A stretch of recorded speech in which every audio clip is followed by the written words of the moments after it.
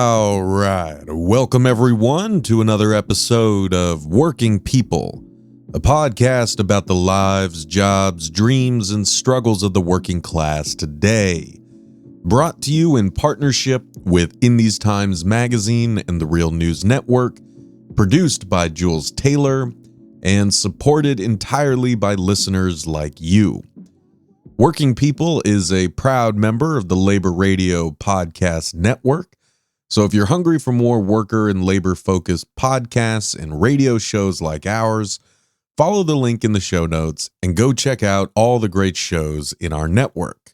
And if you want to support the work that we're doing here at Working People so that we can keep growing and keep bringing you more important conversations, then please leave us a positive review on Apple Podcasts.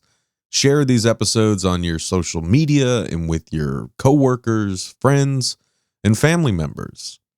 And of course, the best thing that you can do to support the show is become a paid monthly subscriber on Patreon for just $5 a month. Just head on over to patreon.com/workingpeople. That's patreon.com/workingpeople. Hit the subscribe button and you will immediately get access to all of the awesome bonus episodes that we've recorded and published for our amazing subscribers. My name is Maximilian Alvarez, and speaking of bonus episodes, we're taking a little detour from our regular program this week. So instead of running the episode that we were planning to run, we've actually pushed that back so that we could release one of our recent bonus episodes here on the public feed. Because there's something really exciting and potentially game-changing happening right now as we speak. Listeners to this show may be aware that the International Brotherhood of Teamsters is having a pivotal leadership election right now that will basically determine the future of one of the most storied unions in existence. You know, this election officially marks the end of the Hoffa era, as James P. Hoffa, the son of the famous Jimmy Hoffa, is retiring as Teamsters General President, and members have submitted their ballots and cast their votes for who they want to head the union in the new era. Now, to give you guys just a little bit of context, because I know not everyone knows the ins and outs of different unions, I'm going to read a passage from a great Labor Notes article written by friend of the show, Ryan Haney, a truck driver in the freight industry and member of Teamsters Local 745 in Dallas, Texas.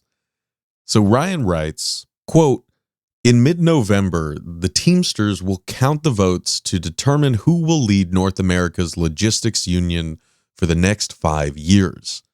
Whoever wins will have two enormous items at the top of their to-do list: scaling up logistics organizing, including at Amazon, and bargaining the country's largest union contract, UPS.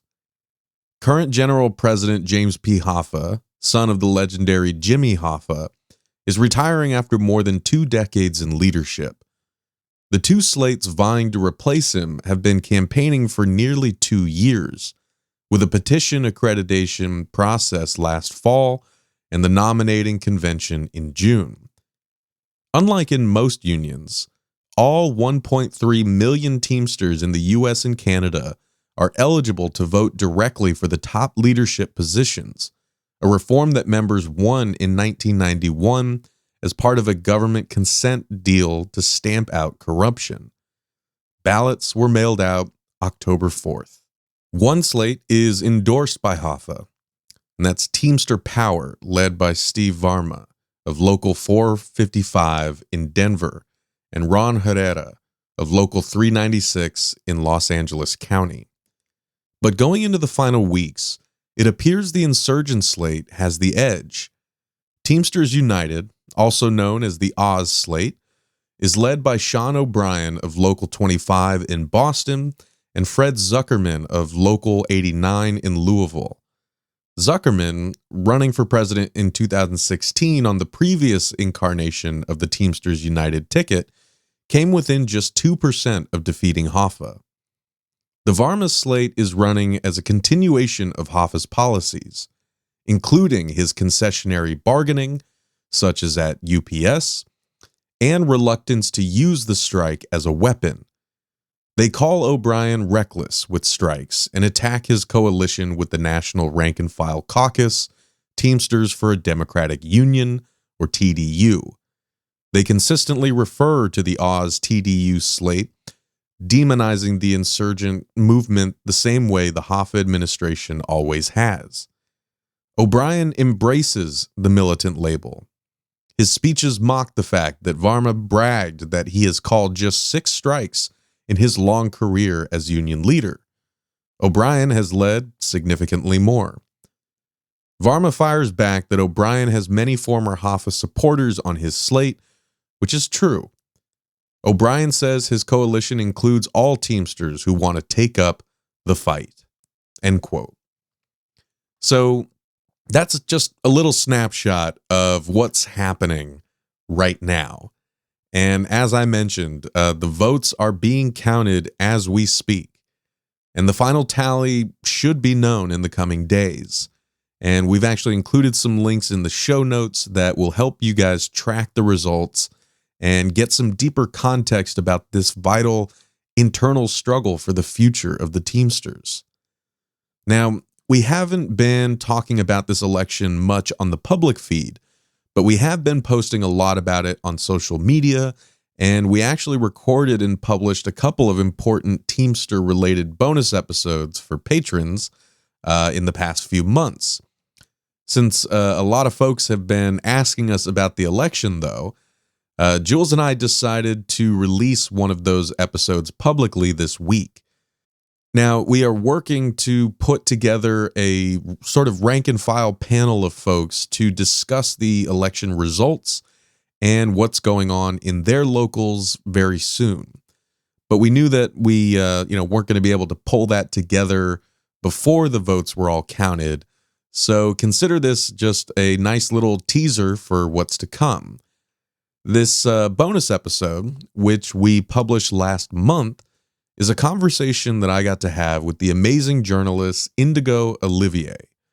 Indigo actually went to the Teamsters for a Democratic Union convention at the beginning of October, which took place in Chicago.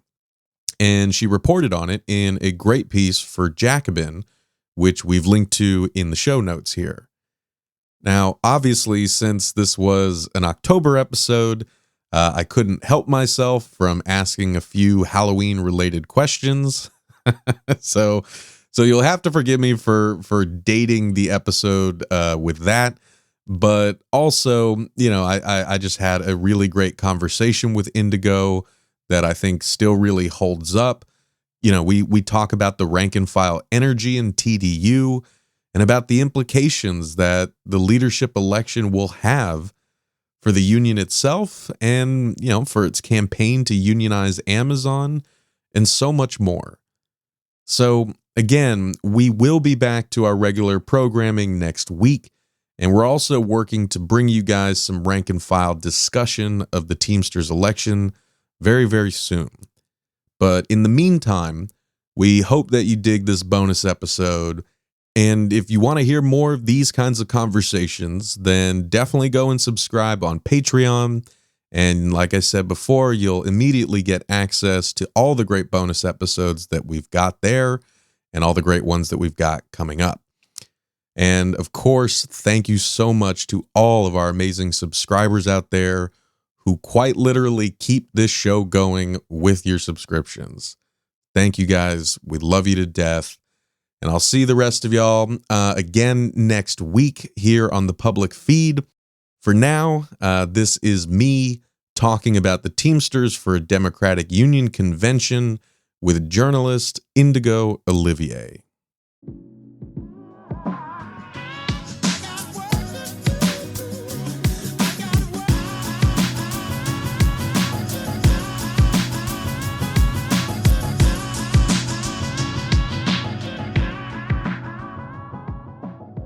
So my name is Indigo Olivier. I'm a freelance journalist. I got my start in journalism with an internship, an editorial internship at In These Times magazine. From there, I moved on to an investigative reporting fellowship with them, and I'm freelancing now, but I'm still wrapping up some investigative pieces for them that explores the presence of the private defense sector on university campuses. All right. Well, welcome everyone to another special bonus episode of Working People, a podcast about the lives, jobs, dreams, and struggles of the working class today. Brought to you in partnership with In These Times magazine and the Real News Network, produced by Jules Taylor, and supported entirely by listeners like you. So, as y'all have heard me apologize for on the public episodes, I am very, very sorry that last month we fell behind on our bonus episodes. Like I said, it was kind of a crazy month on this end. It was a crazy month for Jules, but we're going to make it up to you, I promise. And as you heard, we're going to really kick off, I think, a fun slate of October spooky themed bonus episodes for y'all. And if you are watching this right now, then you know that we are also kind of doing a video version of this interview for subscribers. So hello to everyone out there watching. And as you heard, we have the brilliant Indigo Olivier here on the show today. Really looking forward to getting to know more about you, Indigo, and your work. And, you know, especially, you know, we kind of came together for this episode to talk about your recent report in Jacobin on the 46th annual convention of the Teamsters for a Democratic Union, the rank and file caucus within the International Brotherhood of Teamsters. Y'all may remember that back in June, we had the great Joe Allen on to talk about the big Teamsters convention that happened in June. And we think that this will be a really important follow-up. You know, Joe mentioned Teamsters for a Democratic Union. We know that some of y'all were really interested in learning more. And so, I think Indigo, you went there to Chicago to cover this, right? I did. I traveled to Chicago. I was there for the convention. Awesome. All right. So we're going to hear firsthand about what went down, what workers there were talking about, and why it's important. But, you know, before we get there, in case y'all don't know or haven't looked at Indigo's work just yet, you absolutely should. And, you know, not just this great write-up in Jacobin, but all the other great work that she does. So I guess before we kind of get into the Teamsters and all that good stuff, Indigo, I was wondering if you could kind of expand on your intro a bit and kind of tell listeners a bit more about the kind of reporting that you do and kind of how you got into doing that reporting.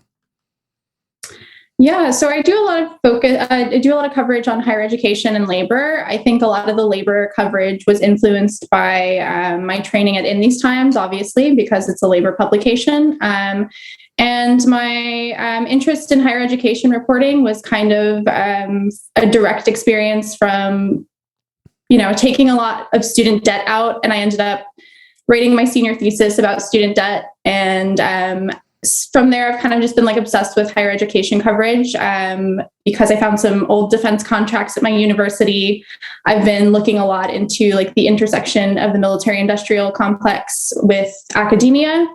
And for In These Times, I've been working on a piece about the role of universities in developing drones and lethal autonomous weapons for the Department of Defense. I'm working on another about like how Lockheed Martin has embedded itself in universities across the country. So in recent years, there's been a very big push on the part of private defense contractors to recruit specifically from HBCUs. So Howard University is a big university that I'm looking at because they have a long storied history with Lockheed Martin that I think a lot of people would be surprised to learn about. And then the labor coverage, I think it kind of all intersects. There's a lot of labor organizing going on universities, but also in recent years, there's been kind of an explosion of labor organizing in all sectors, but I've done some some coverage on the media sector and for the Teamsters. Oh yeah. So I know there's got to be, I'm a sucker for a good archive story. So was there just like some dusty box that you opened up and like there was this glowing packet of documents being like, hey, our university like helped develop these horrible weapons? Like, I guess what's the backstory to kind of how you came upon those that topic? Yeah, so the original story, the seed of my research interests, hasn't been written up yet, and I do plan on writing at some point. But the new school is kind of known as this like left-leaning activist university. And it was really surprising to me to see that they had done work for the Department of Defense, because most of that stuff is focused on the STEM field, so like science and engineering and things like that. The new school doesn't have any of those departments. And in fact, the grants that they were working on for the Department of Defense were through the art school, Parsons, which is known for hosting Project Runway, the reality TV show. So not what you typically associate with the military, but there you go.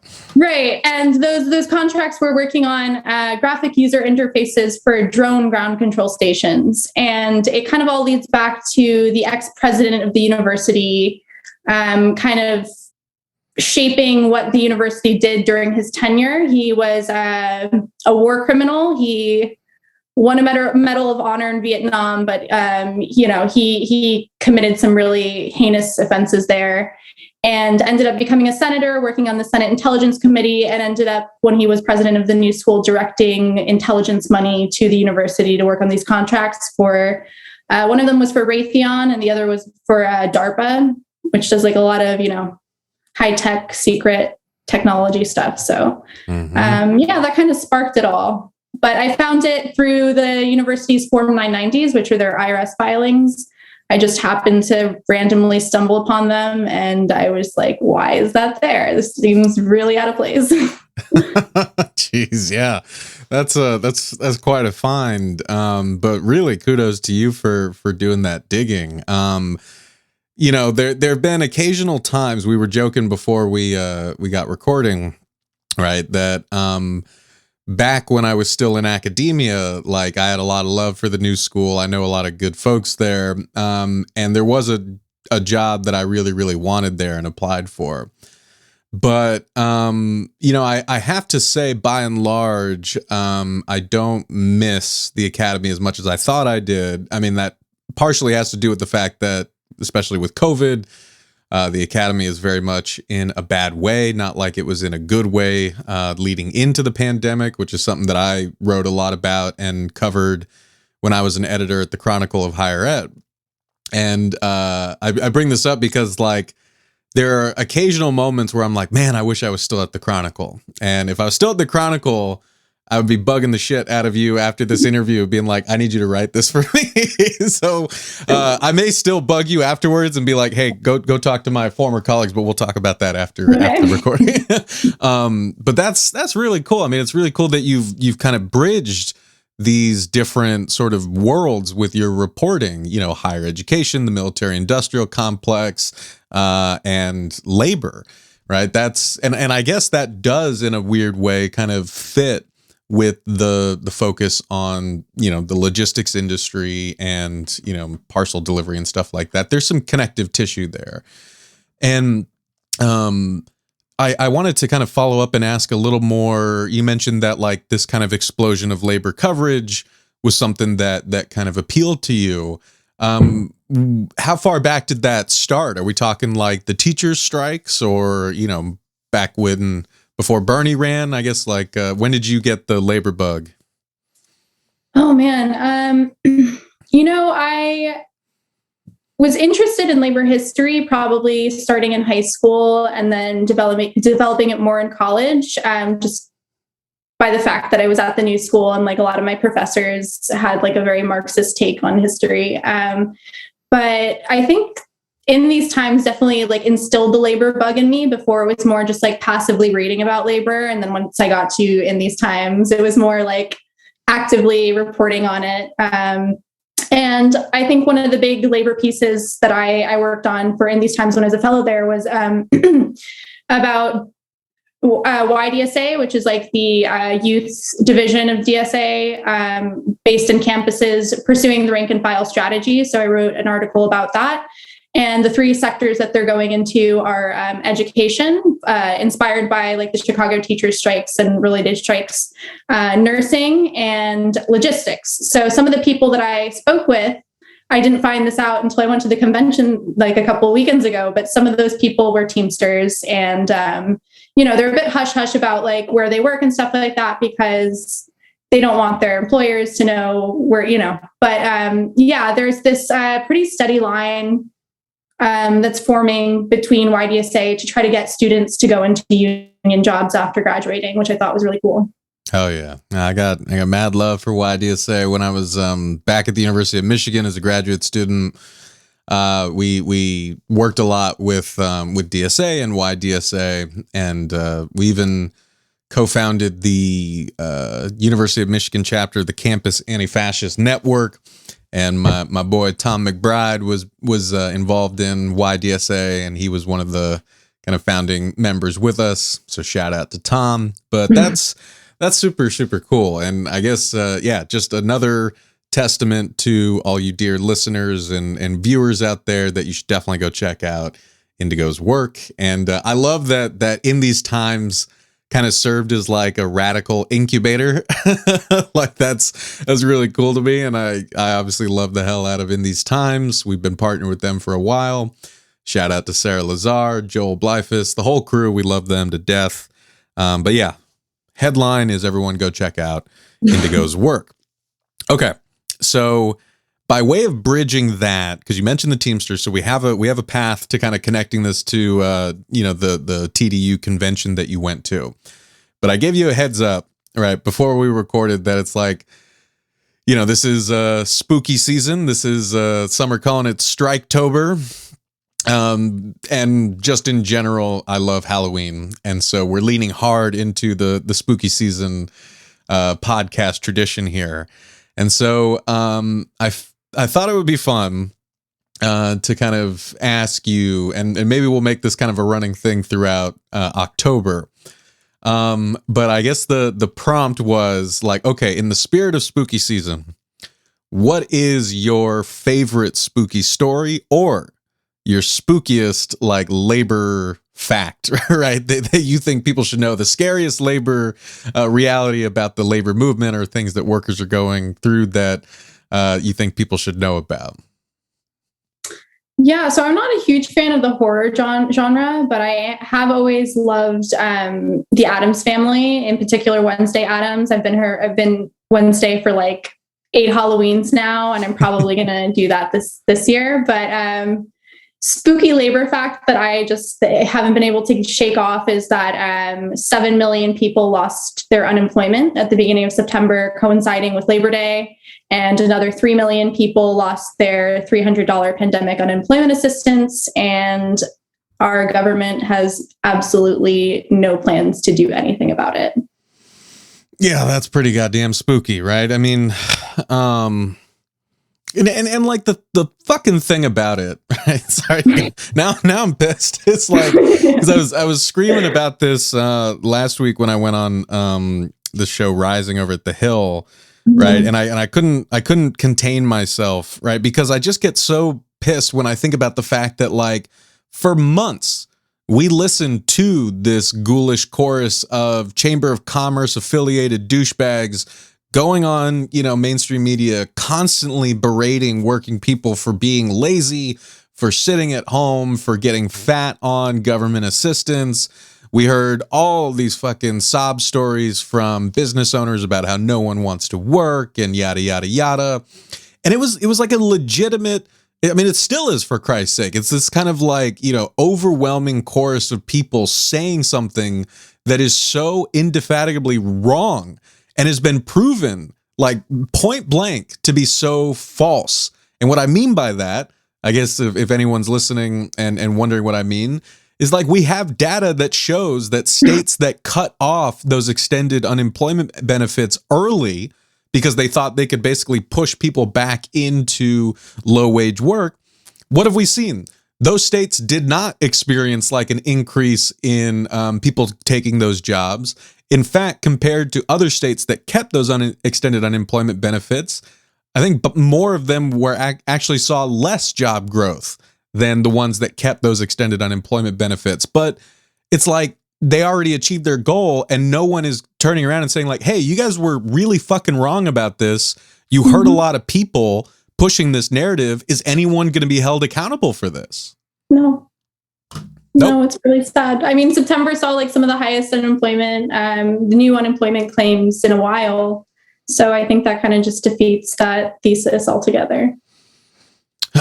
Well, yeah, if that doesn't make the hairs on the back of your neck stand up, then I don't know what will. But I mean, I think you're exactly right. It's spooky. It's also really fucking horrifying. And if you are listening to this and you're not angry, you should check your pulse. Also, if you're listening to this show, then I imagine you're as pissed off as Indigo and I are. But okay, so that was great. Thank you. And I guess as that story attests, right, and as we try to cover week in, week out on this show, right, there's a lot to be hopeful about in the labor movement. There's a lot to be hopeful about amongst the working class, right? More and more folks are waking up to the reality that this system is not working for us. It was not designed to work for us, and we need to work together to change it. But we obviously know we have a very long way to go. We have a very steep hill to climb. And that's what makes the kind of reporting that Indigo is doing for Jacobin on the Teamsters for a Democratic Union convention in Chicago so important, right? Because here are people in their union really coming together and strategizing about how to make it better. Right. And so, you know, Indigo, I actually kind of just wanted to really turn things over to you and maybe first ask if you could kind of give us a bit of a general breakdown, like say you just got off the plane and I'm like, all right, what happened? You know, give me the scoop, and then maybe we can dig into some of the specifics. Yeah. So first, let me say, I mean, I think, you know, even people who are interested in labor might be going like, why, like, what's so important about this one Teamster election? And I'd start off by saying that the Teamsters is they're the fourth largest union in the country. And they also represent the largest private collective bargaining agreement in the country, which is UPS. I think they have something like 340,000 employees under that contract. And it increased by something like 100,000 over the pandemic, just by like sheer volume of shipping parcels. So the TDU convention was really kind of like one of the biggest themes was talking about the election, that the ballots have already been mailed out this October, but we won't know the results until November 15th. And I think this is a really pivotal moment because Jimmy Hoffa's son, has been at the helm for, I think, something like 23 years, and he is finally stepping down voluntarily. And it's kind of like this opening that they haven't seen in a few decades. And, you know, TDU, this isn't necessarily a slate. The slate's called Teamsters United. This is not necessarily a slate that is made up of TDU candidates, but there are a few TDU candidates, and TDU has backed it as like a coalition slate. You know, kind of recognizing that TDU is like a very small group within the Teamsters, and they're trying to like bring these people together to try to like push any kind of reform within the union. So they spoke a lot about the election. They also spoke about how to activate membership at the grassroots level. Again, the Teamsters have 1.4 million members. So like that is not an easy task when you're trying to activate over 1 million people. The elections are also, this is kind of rare within unions because like a lot of the times international officers are voted by, intermediaries, not direct ballots, but the Teamsters are casting direct ballots. Again, 1.4 million people can mail in their vote. So that's kind of unique. So they talked about the election. They talked about activating membership after the election and like what it would mean if they won. And then another big topic of interest was organizing Amazon. And that conversation was really premised on the assumption that they would win. And I mean that in the sense that they don't expect to win, even though they are very enthusiastic about the slate. But they realize that they don't really have much of a chance under the old guard regime, like Hoffa has backed the other slate that they're running against. So this is kind of like a pivotal moment for them. Yeah, it'll be very, very interesting to see the results of this election, right? I mean, I guess for folks listening, if you want more of that background context, definitely go and check out the bonus episode from June that we did with Joe Allen, because he kind of goes into that, goes into Hoffa's history and all that good stuff. So we'll link to that in the show notes here. But Indigo, I know that in your piece for Jacobin, you also kind of highlight kind of some of the central issues that, TDU folks, within the larger Teamsters Union cited as like both kind of struggles that they face on a day-to-day basis, and also like why they associate those problems with the Hoffa, era, right? With the kind of, concessionary sort of era of the Teamsters Union. I guess could you talk about that a bit, like as you were talking to folks who were at this convention, like what they were really saying about like why they have been dissatisfied with the union under James Hoffa, why they feel a new, not only kind of leadership is necessary, but an entirely new sort of organizing philosophy for the union is necessary. Yeah, so I hung around the hotel bar a lot and got like a lot of good conversations. It's the best place to go. Yeah, I know people were like a little bit tipsy, so they were like a little more willing to talk to a journalist. So yeah, I hung around the hotel bar and spoke to a lot of rank and file people, some union representatives, and some of the major descriptions of the Hoffa administration were just like concessionary deals, like backroom deals, handshake deals, sleeping in bed with management, basically everything to keep the peace. And like a lot of the rank and file members felt like they had been left behind. A lot of the locals felt like the international union had kind of just abandoned them. And a big theme with the new Teamsters United slate is that under their leadership, they want to engage with local unions and support them like financially and organizationally once they're elected.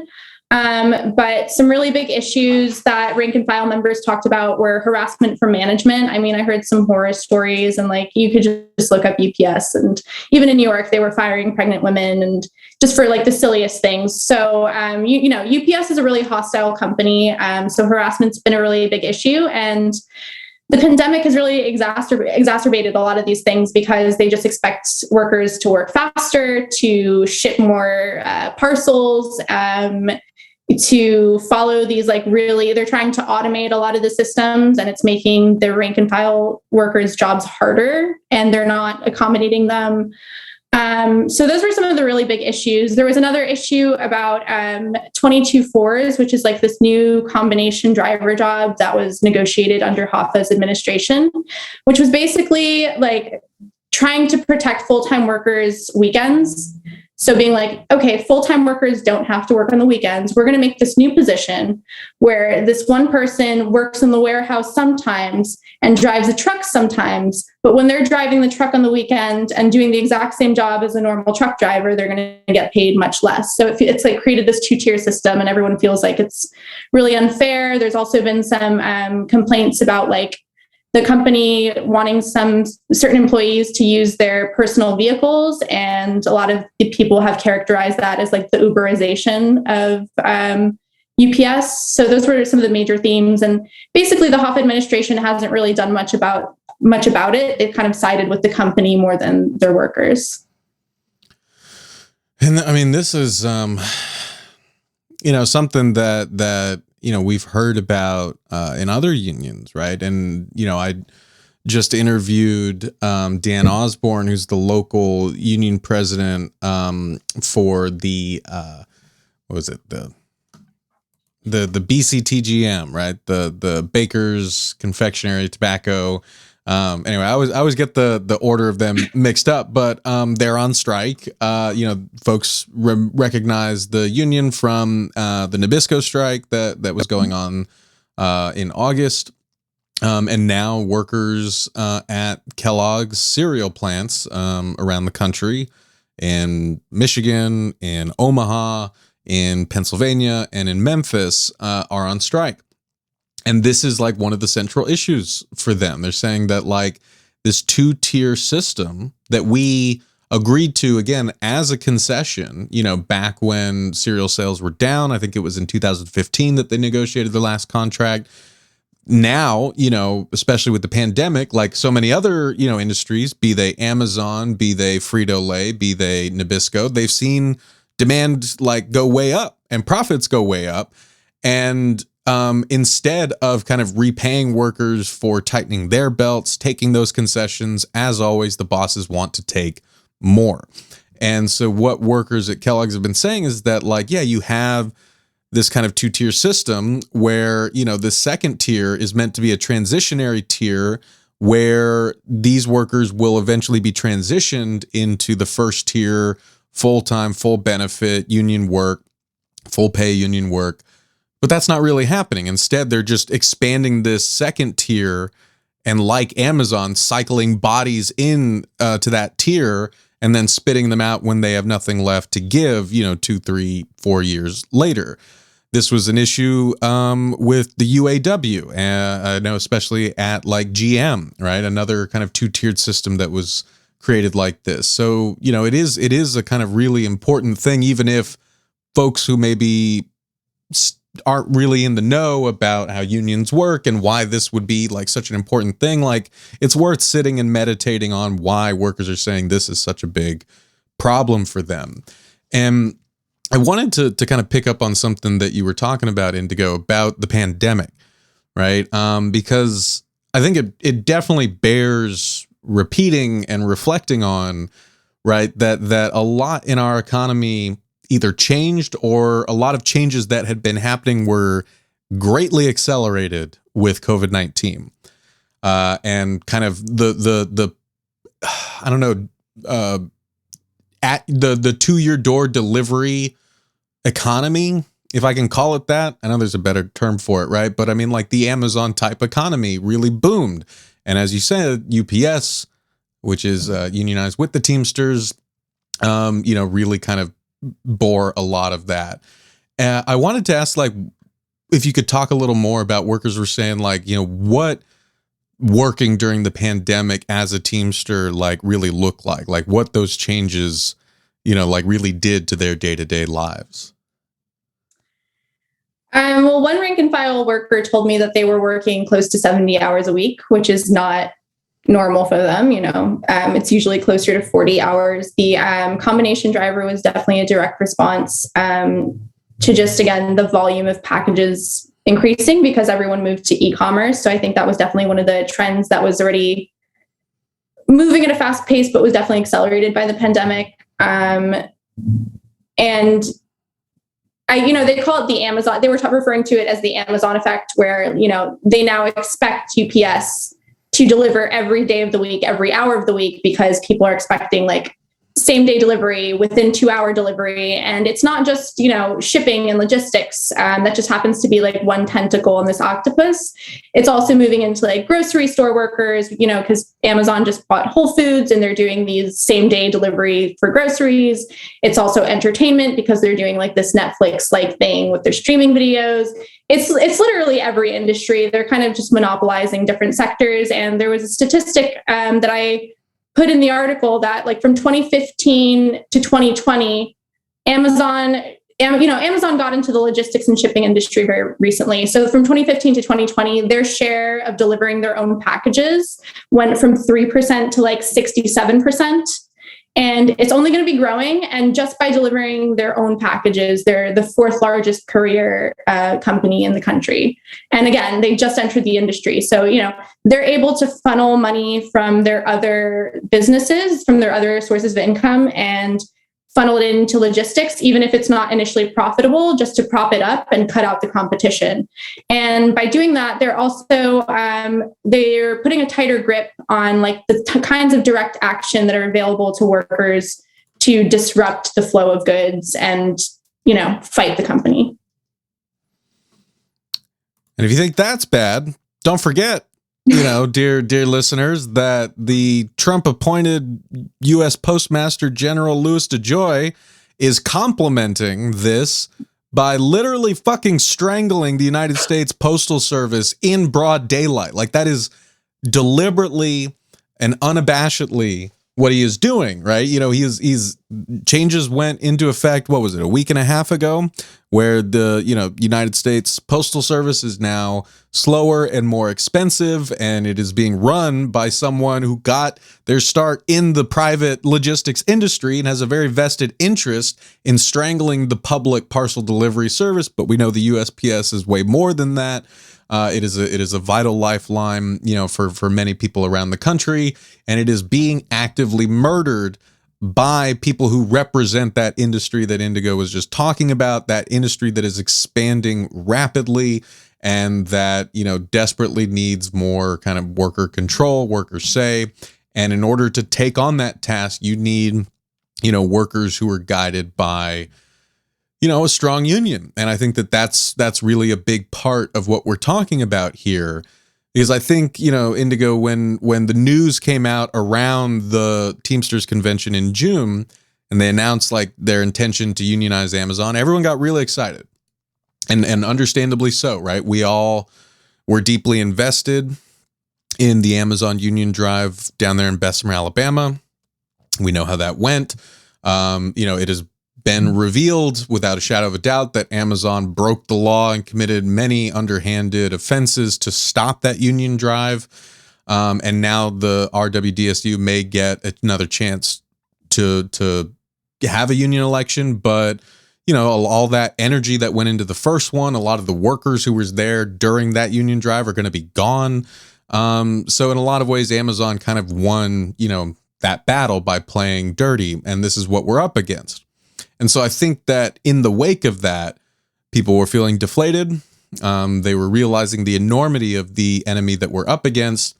And then here come the Teamsters saying like, well, we're going to take on Amazon. And everyone is like, oh, thank God. Like here, the Teamsters are here. Right. So, you know, I think there's obvious kind of cause for excitement and interest here, but something we talked about with Joe Allen, something that, you know, the workers that you spoke to for this piece kind of said is that, you know, it's not as easy as just saying like, oh yeah, the Teamsters are going to unionize Amazon. It's going to be great. Right. In fact, one of the, you know, very points that came through in your article was like, you know, workers affiliated with Teamsters for a Democratic Union were saying is like, this is actually why we need a less concessionary, less kind of hand in glove relationship between the union and management, because what's the good of saying, oh, we unionized Amazon if like the contract sucks, right? You know, like what's the point of unionizing Amazon if workers don't really have any, you know, a whole lot of power there, but they get to say they're in a union. So I guess could you talk a little about the Amazon question and kind of how the TDU convention plays into that?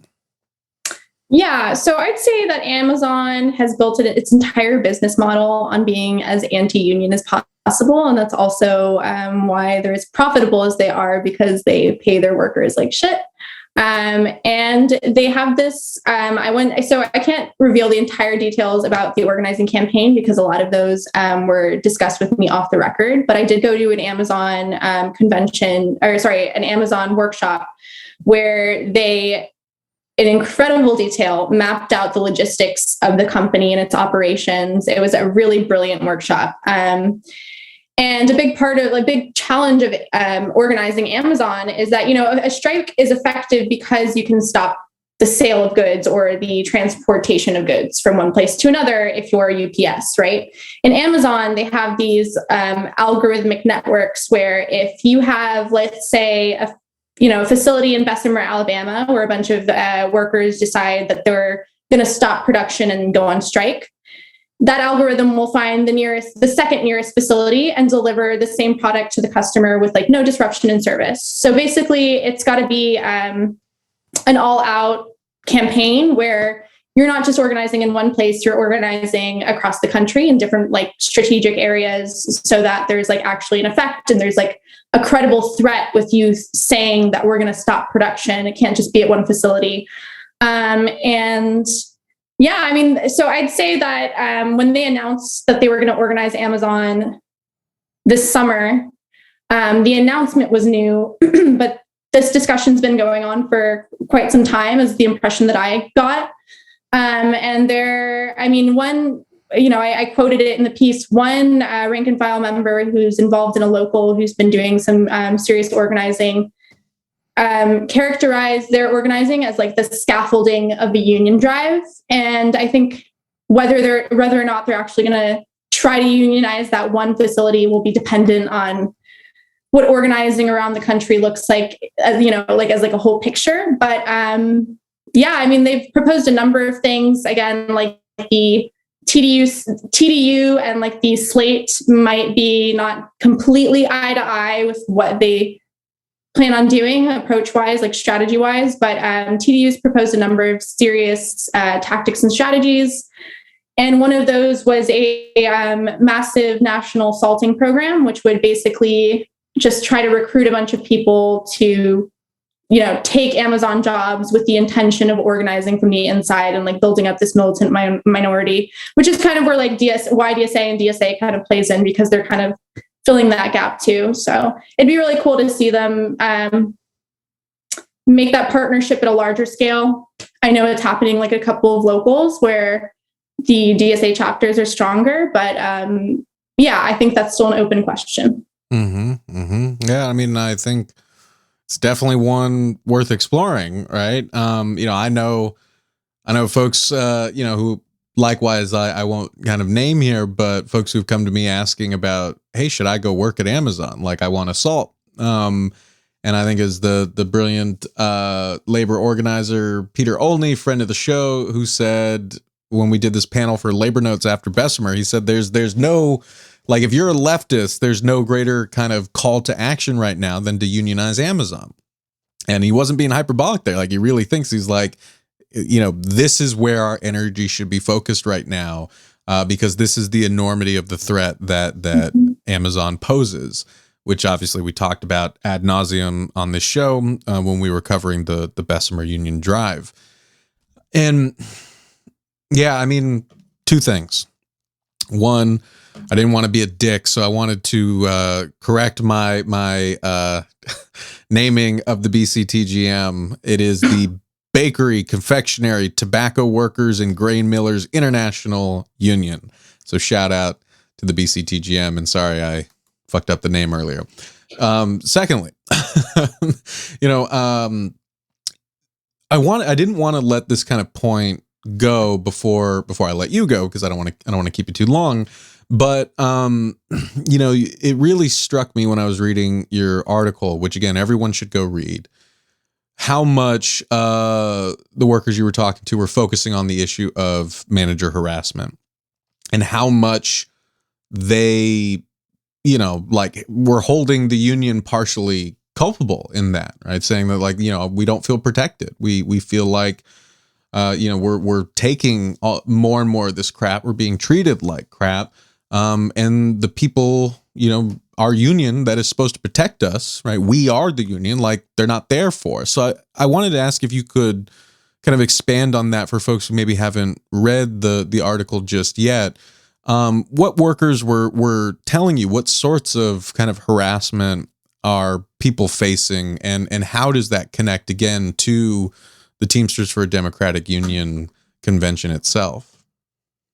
Yeah, so I spoke to over a dozen rank and file workers on or off the record, and I asked, I think, every single one of them, like, what the biggest issues they were facing at work were. And without fail, the first one that they said across the board was harassment for managers. And one worker, Fernando, who I quote in the piece, spoke about how, managers will get on people with disabilities for showing up a minute late, even though they rely on public transportation and can't drive themselves to work. They'll harass elderly employees for not working fast enough. And with like new speed quotas, it's just gotten worse, even though their contract doesn't specify any like production quotas. Like that is not in the contract whatsoever. So these are kind of like arbitrary measurements that management is imposing on workers.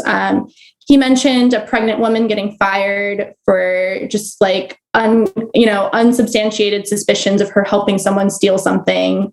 There were a couple of pregnant employees in New York recently who got fired for refusing overtime, which was not mandatory. They got their jobs back because it was an unfair labor practice. And he also mentioned like a couple more disturbing instances where like managers will drive by your house if you call out sick to see if you're actually home or you're just like lying about it, which I just thought was like incredible. And he said it so nonchalantly that I was like, wait, repeat that one more time. And he's like, oh yeah, that's kind of just like the tip of the iceberg. And I didn't really, I was only there for a couple of days, so I wasn't able to dig in a lot. And I like had a lot of ground to cover, but it sounds really bad. And I spoke to a lot of rank and file workers who, have been in the company for decades. And a big theme that I didn't necessarily cover in the article was that a lot of those older employees felt like when they entered the job, they felt like driving for UPS was a career job and they knew they'd advance in it and it was stable and secure and just, again, like you can make a career out of it and support a family with it. And over the decades, and especially under Hoffa, that has kind of slipped away from them and they need to go back on the offensive in order to gain that security back. And I am going to just very, very quickly run and grab my charger because my computer's about to die. I'm sorry. Okay.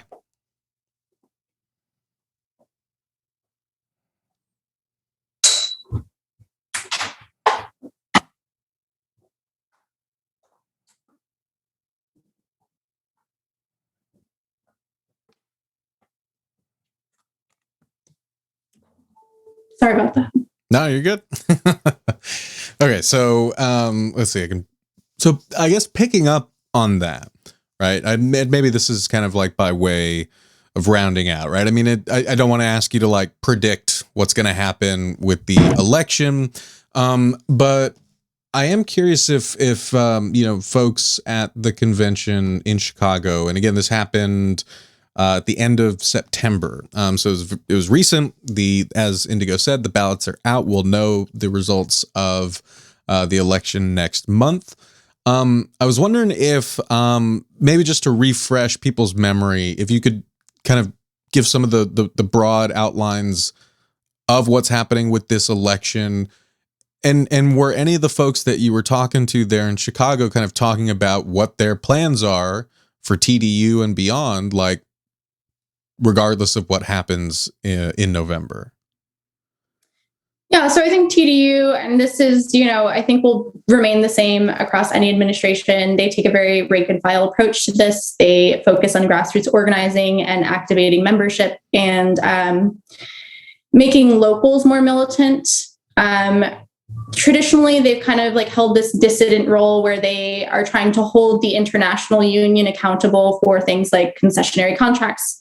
And I think what's on the table right now is that if they win with this Teamsters United slate, they'll kind of have more of a say. Like they won't necessarily be in charge, TDU, but they'll definitely have a say because, again, a few of their members are running on the slate.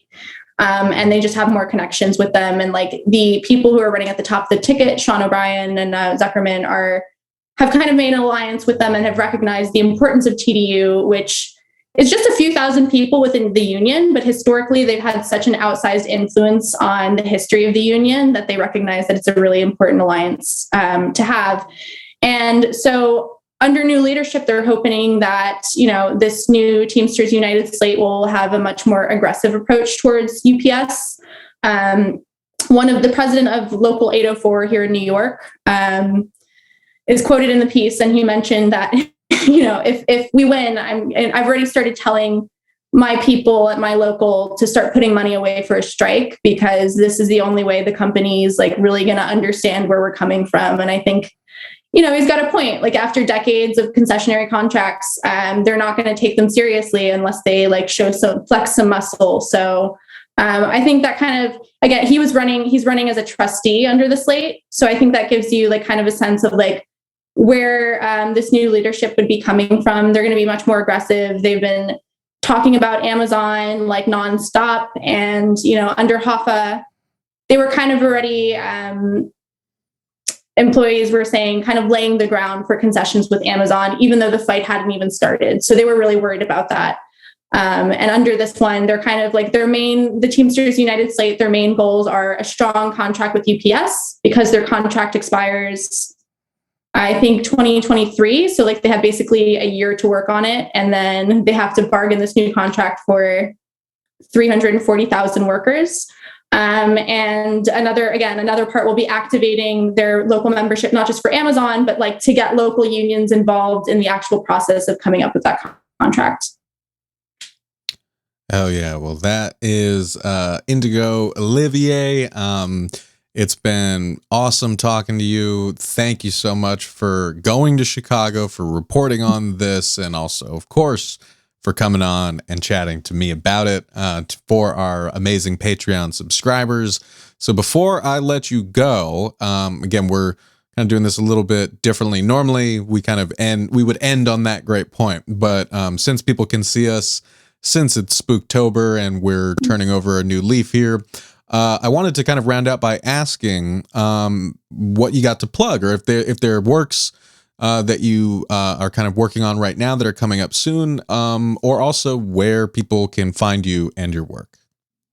Yeah, so I've been freelancing lately. I'm in The Guardian, The Nation, Jacobin in these times. I'm working on a fun piece about the drone industry in upstate New York under Andrew Cuomo's tenure for a new publication called New York Focus. It's an investigative piece, so I'm really excited about that. And my piece with Lockheed Martin's presence at like Howard University and Georgia Tech for In These Times will also be published soonish. So looking forward to those two.